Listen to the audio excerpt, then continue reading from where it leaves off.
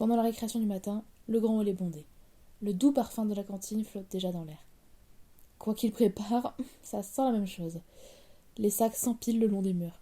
Pour les récupérer, c'est à chaque fois la galère pour ceux qui ont les derniers modèles, à la mode. Parce qu'ils ont tous le même. Qu'est-ce qu'il ne faut pas faire pour être au top? Moi, je n'ai pas ce problème. Les parents ne m'ont jamais laissé jouer à ça. Au début, je l'en aurais voulu, mais j'ai vite constaté que c'était plus un avantage qu'un inconvénient. À toujours vouloir ressembler aux autres pour se sentir intégré, on finit par se sacrifier beaucoup trop de soi.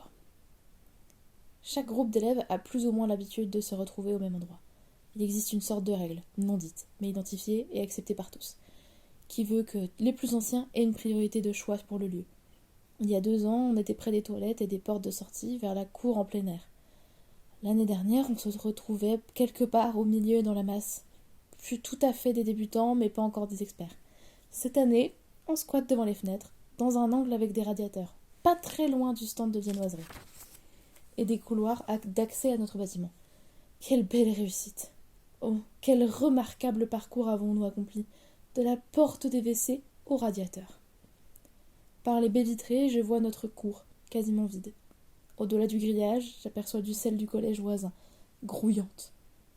Les garçons jouent au foot ou se courent après. Quelques filles s'amusent avec eux, mais elles ne sont pas nombreuses.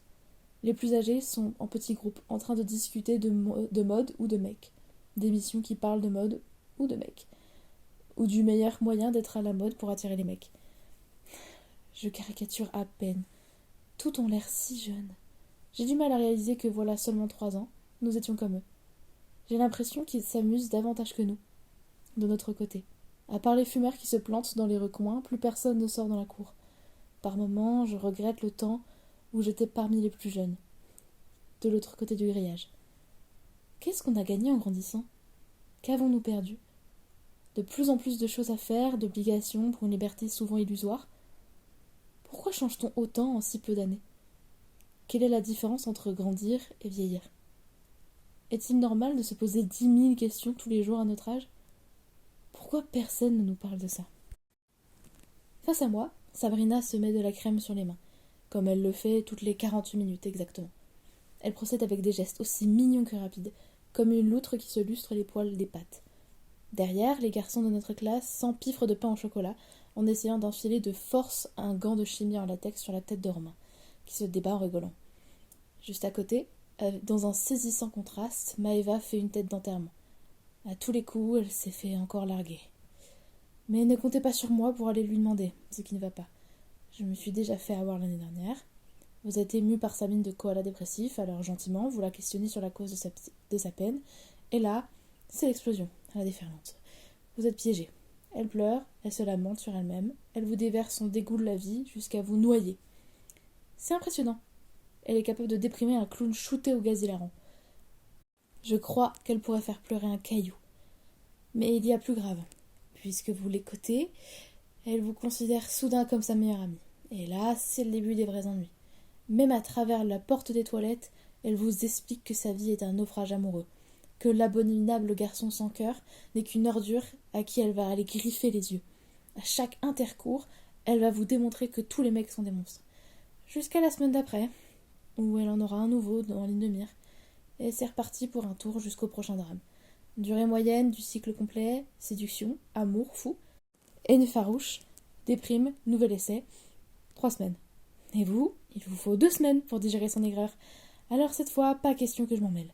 Même si mon instinct me pousse à réconforter ceux qui ne vont pas bien, je ne vais pas retomber dans le même panneau. Et là, tout à coup, regardez qui approche. Lucie. Sauve-toi, pauvre petite créature. Tout de suite, ne prends pas le train pour la cordillère, la ligne est effondrée. Mes ondes cérébrales ont beau émettre à fond, Lucie ne capte rien. Et devinez ce qu'elle fait? Elle demande à Maëva ce qui ne va pas. Trop tard.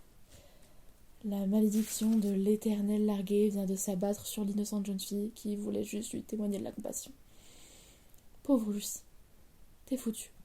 Maëva va te pourrir ton déjeuner, elle va te blinder ton téléphone de textos larmoyants, mais rassure-toi, dans 4 jours, quand elle t'aura ruiné le moral et dégoûté de l'amour, elle te libérera de son infâme sortilège et ne te calculera même plus.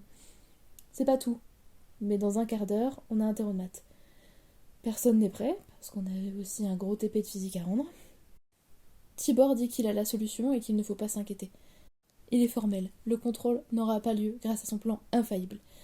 Quand Tibor dit qu'il ne faut pas s'inquiéter, il faut s'inquiéter. Tibor est un garçon à part. J'ignore de quelle origine provient son prénom. D'ailleurs, on se demande tous d'où vient Tibor. C'est un génie en maths et en physique. Mais pour le reste, il est un peu autiste. Sa plus mauvaise note en mathématiques, c'est un 18. Et il a pleuré. Spécial, je vous dis. Si j'avais dû pleurer à chaque fois que j'avais eu moins de 18 sur 20, je serais en soins intensifs complètement déshydraté, les yeux emportés par le torrent des larmes. Le fait qu'il soit surdoué dans ces deux matières ne l'empêche pas du tout d'être gentil. Au contraire. Malgré cela, aucune de nous n'a jamais eu le courage de le choisir comme petit ami. Car lorsqu'une idée débile lui traverse l'esprit, vous avez intérêt à courir, vous mettre à l'abri. On était déjà en classe ensemble l'année dernière. Comment l'oublier ? La première fois, en labo de chimie, il avait électrocuté son voisin parce qu'il ne le trouvait pas assez éveillé. La deuxième fois, il avait marqué « question stupide » à côté d'un problème posé par la prof de maths, en contrôle. Elle lui avait retiré des points pour insolence. Il avait trouvé ça injuste parce qu'il maintenait que c'était vraiment, je cite, « une question de gros bouffon ». Et il avait menacé de se jeter dans le vide si elle continuait à refuser de l'admettre. Elle s'est drapée dans sa dignité et n'a pas voulu en démordre.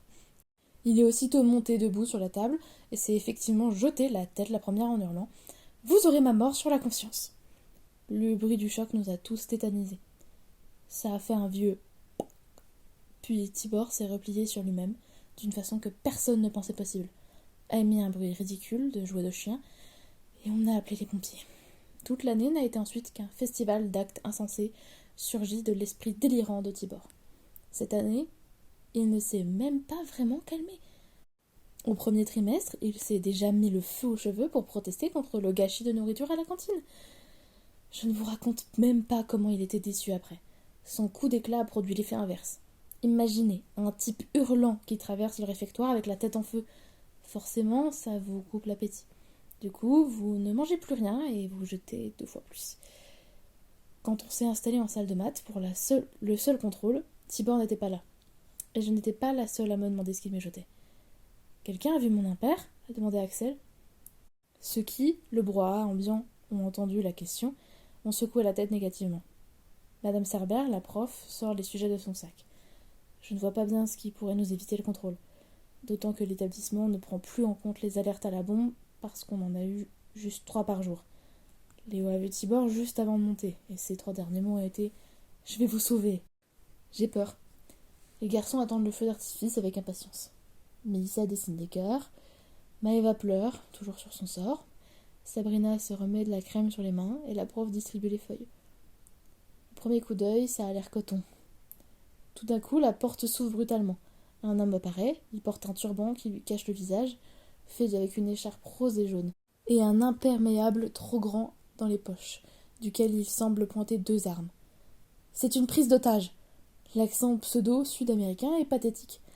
Un mélange de stupeur et de joie incrédule se répand dans la classe. Il reprend. J'exige la libération immédiate de tous les prisonniers politiques du monde. J'exige aussi que vous reportiez cet interro, disons à jeudi prochain. Sinon je tue une fille. Tiens, celle-là avec les gros nénés. Il désigne Clara, qui du coup se regarde la poitrine. Contente. Pas facile d'être un preneur d'otages crédible en étant camouflé dans une écharpe rose et jaune. Ça fait plus gay pride que hétéro-libérateur. Évidemment, cette quiche d'Inès a quand même pris ça au premier degré, et c'est à moitié évanoui. Madame Servin sourit et répond. Lansky, vous faites perdre du temps à vos camarades. Retirez-moi ce déguisement ridicule et dépêchez-vous de vous réinstaller. Mais madame, je suis un combattant de la liberté. Tibor, n'obligez pas à hausser la voix. Vous avez du travail. Si vous continuez, je vous retire 5 points. Si elle fait ça, il aura 15. C'est sûr qu'il va s'immoler près de la cuve à fioul, et tout le bahut partira en fumée.